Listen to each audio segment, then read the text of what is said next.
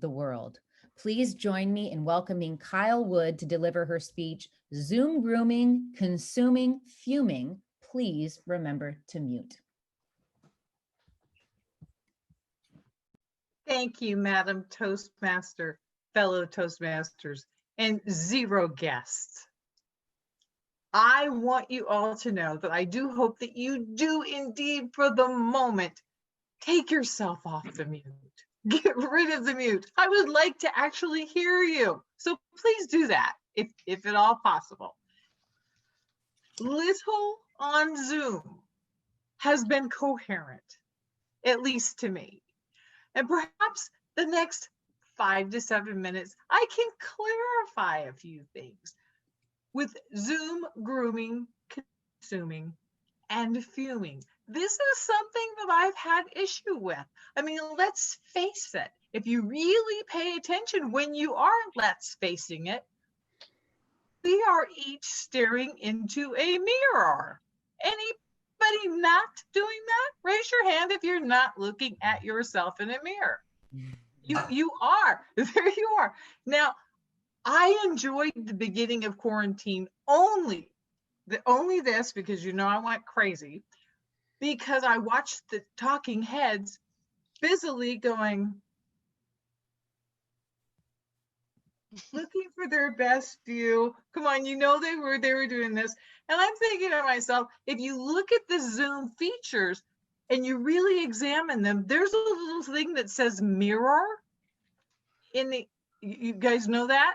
It doesn't actually mean mirror. But I thought to myself, you could actually think, well, nobody's really paying attention, because I think I just put myself on, I just muted myself. I took myself off now I could just sit here and go, the lipstick's not quite right. So I could just, meanwhile, everybody in the room of Zoom is watching you do this completely inappropriate thing.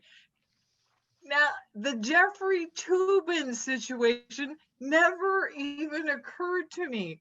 I mean, are you kidding me? But these are the things that can happen with Zoom. So I don't want to say, gentlemen, hands up where we can see them, but that's probably not going to be a bad idea later on down the road. During quarantine, the hair and makeup was absolutely divine. Now, I want you to look at the idea that where we place ourselves in Zoom is important as well. And that's something to get used to, because you get some people that were just way too close, way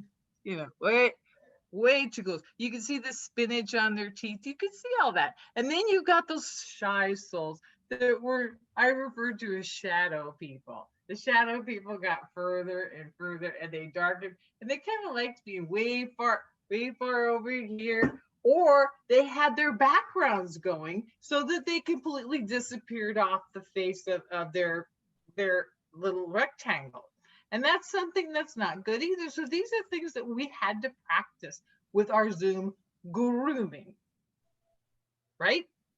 Now, when we are consuming, does anybody remember being in a room with people? Well, we're actually inside a room. Anybody remember? Raise your hand. Did anybody remember that Carl always had a sandwich? Was anybody, I mean, except for the fact that we knew Carl had a sandwich, no one was offended by that. So real world consuming, not a big deal. Zoom consuming, it's a whole another ball game. Again, remember your mute, remember your video off button for this, because otherwise, if you are sneaking a sandwich on Zoom, you are doing what we refer to in the Zoom world as a full frontal consumption, and it is not a pretty sight. No, gum chewing. Good. Same thing with that sandwich. And you think you're okay, but everybody can see you. So if you cannot, for whatever reason, shut that off, you do what the Zoomers refer to as a side saddle snack. That's right. You turn to the side and you sneaky grab your little, and do it this way, a little bit more demure, a little more polite, but really think full frontal. It's not a good look. It's just not better. Or shut it off. Turn off your video for a second. The other things all have to do with body functions. We have all heard, I don't mean to point any fingers, but if you have gas, shut it off, put off the mute. I mean, we have all heard it, and we try not to laugh because it's not polite.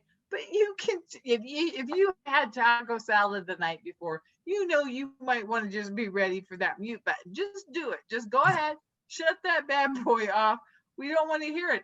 If you've got somebody downstairs and they're about to flush the toilet, come on, you know better. Use that mute button with passion and get on it, because you don't want to be one of those people. Now, everybody knows I'm an extrovert. There's no question. I'm an extrovert, and I am stuck in this rectangle throughout my life. That is where my world is. The extrovert is locked into this space. I can't take it. So I have gotten out of this by joining social groups outside in the world, including, and might I recommend, Toastmasters International ambassadorships. I'm going all over the world every day. I'm now gotten into every day doing something somewhere. This morning I was in Beverly Hills. I had the best time. I was the general evaluator for that. Australia next week. Yes, in the middle of the night, I'm going to be in Australia. So these are things that I can do to help make myself feel better. And it's funny to see the different kind of things that they do mess up, or they do extraordinary things. But I did join because I'm, anxious and depressed about this whole thing. Whining with Wine. Now, this was supposed to be an apolitical group. I'm telling you, the Whining with Whiners, it devolved quickly after the first glass. So be very careful about, and nobody's muting. They're going, well, we're not going to talk about politics, but did you see what that? What do you mean? It all went like that. So it's very, very important that we select carefully, unless, of course, you want to say that kind of stuff about people and you want to never have friends again. I'm not seeing the timer, by the way. Is the timer just turned red, Kyle? Oh, with that, I would like to remind you all that it is important to remember that you have a mute button for grooming, consuming, and fuming during your social media groups. Join something positive, Madam Toastmaster. Thank you, Kyle.